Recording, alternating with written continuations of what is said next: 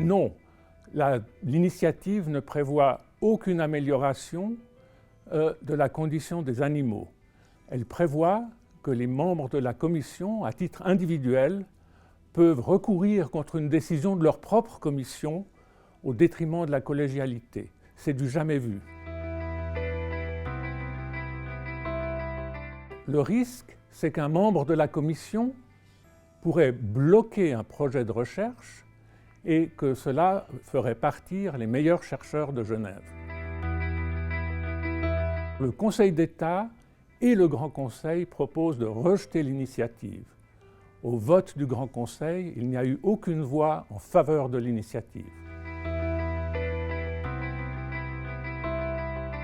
Oui, c'est une nécessité pour la recherche médicale, humaine et vétérinaire.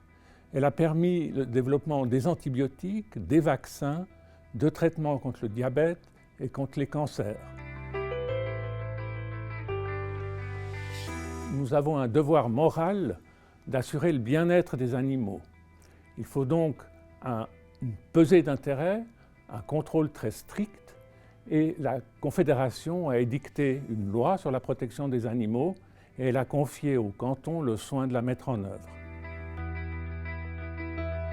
À Genève, il y a une commission cantonale d'expérimentation animale qui comprend des membres de différents milieux et où les chercheurs sont en minorité.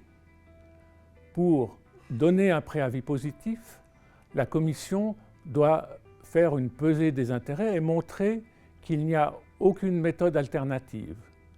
Les chercheurs, quant à eux, doivent démontrer les bénéfices pour la société de leurs recherches et montrer qu'ils sont prévalents sur les contraintes infligées aux animaux. Raffiner, premièrement, c'est-à-dire diminuer les contraintes infligées aux animaux au maximum, réduire, c'est-à-dire réduire le nombre d'animaux utilisés, et enfin remplacer, c'est-à-dire utiliser une méthode alternative chaque fois que c'est possible.